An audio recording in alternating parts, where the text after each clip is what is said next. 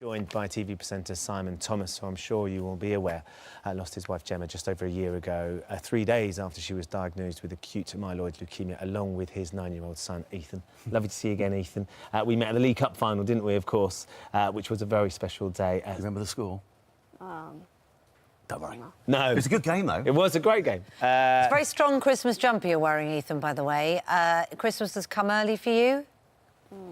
Christmas jumper day at school. It is, yeah. I've not been forcing him into this since October. Since October. Simon, I can't believe it's over a year. I imagine that time for both of you has just been flown by it, but at the same time been incredibly difficult.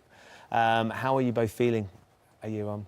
How are you doing, my boy? I'm feeling still sad, but at least I still have you. He still has me.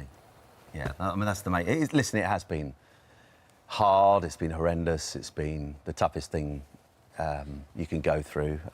Certainly in the early period, time felt like it stood still. It was so fast. Yeah. That must have been, you know, before you could even get your head around the fact that your family was being threatened and challenged, suddenly Gemma was gone. Yeah. Hard for anyone to deal with. But when you've got a little one, you've got lovely Ethan here as well, you're trying to fight your own grief and manage it for them, and that's what so many people go through, don't they? Yeah, they do, and I think as any parent who's lost a wife or a husband or a partner who's lost another half and there's kids involved, you feel so much pain on their behalf, because one thing you mourn, that we both mourn, is the lost years for Mummy. You know, the years that we expected her to have ahead as my wife, but more important, actually, his mum, and the years that he should have enjoyed, and the guys who are in the choir over there, the lost years they've had with loved ones who've gone, those years they expected to grow up with a brother or sister alongside them, a mum or a dad, and suddenly that's snatched away, and you feel a huge amount of pain. I can just about deal with my own kind of pain and grief, but it's when I look at this little one playing on his own, and he's just been the single biggest reason why I'm in the place that I am just over a year on, because he's the one who but he drives me up out of bed in the morning. You know, I have to get up and do the school run. You know, for any parent going through this, the adjustment to just being a single parent in itself is a big challenge. I mean, we'd have loved a brother or sister, wouldn't we, for you? Yeah. But just looking after him is an amazing privilege. It's a massive blessing, but it's hard work, because suddenly everything's on you. And the other thing as well, Simon, you're going through something that as you both said, you never experienced, or never expected to experience, certainly never wanted it to experience. And one of the things that has been wonderful is watching you parenting and helping Ethan, and Ethan basically being a parent for you in so many ways and giving you that energy. But the idea to put the little notes in his lunchbox, if anybody follows Simon on social media, and I thoroughly recommend it because it's incredibly inspiring. Where did that come from? And where did the idea come from? And for you, Ethan, what was it like when you open your lunchbox and see there's a note from Dad in there? Well, I felt that even if I am at school, I still feel that Daddy is still here with me. Was it quite hard going into school? Because I'm sure your friends really felt for you, but did they know what to say, or was it...? Not all. Like, they didn't really know what exactly happened. No, quite.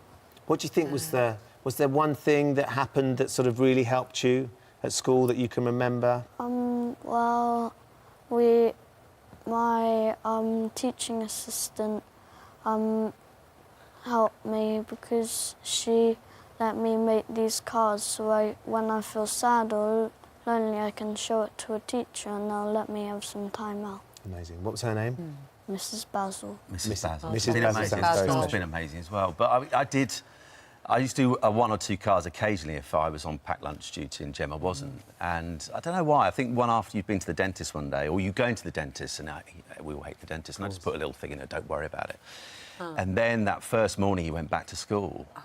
I was finding it really hard. I did not want to be apart from him. I didn't want him to be off for 6 hours. But actually, as the guys from Grief Encounter will tell you, for kids who go through this, their landscape changes dramatically. You know, when Mum went that quick, everything changed.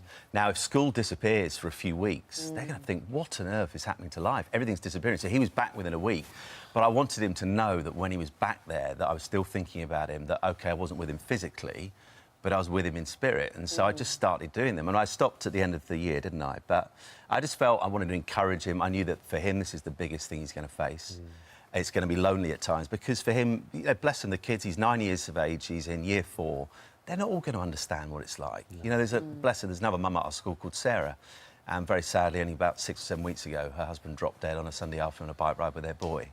But before that, there's literally no other kid at the school who's been through something like this. He felt very, very alone. And you can't expect a 9-year-old to fully understand all the emotions that he's going to be feeling. But the school has been incredible at supporting him. And Mrs. Basil, not Mrs. Basil Faulty, has been amazing at just taking him aside. And that card system means he never feels bad about having to stick his hand up. He can just put a card on the table and they take him out. No. Just amazing suggestions and things, little bits that have helped. We love having you in. It's lovely to see you again, Ethan. And in terms of people donating their time, you know that, you know, not everybody has a Mrs. Basil or a you. And having those minutes to deal with it must be vital. Yeah, I watched your film yesterday that Phil had done. And do you know the bit that struck me the most is that so often grief grabs you in the mundane. It's just that image of the two team ups being pulled off. When Pete takes the cups off. Because I've done it so many times. I do it less now, but you just, without thinking, you take them both down. And all I'd say to the people on this is I think this is a brilliant campaign. You know, 1 in 10 people in this country suffer from loneliness. It's a horrible place to be. But in the same way that in the early days, listen, for the first 6 or 7 weeks, my friends and family were incredible. But there were 1 or 2 people who would text and say, look, we're with you every step of the way. We're going to be alongside you. And you look back at those text messages from a year ago, well, where have you been? If you're going to pledge your time, it's amazing to do that. But I just encourage people, deliver. Back up what you're pledging, because it's all too easy to forget in the business of life what you promised to do. Really, really important advice. Simon, thank you very much for joining us. Pleasure. Ethan, lovely to see you. I'm really, really disappointed that Dad's going to make you go to school as well today. Don't say Having that. come and worked so hard and been brilliant for us. But, of course, Mrs. Basil probably needs a cuddle as well, because we're very proud of her. She's Thank you amazing. for coming in.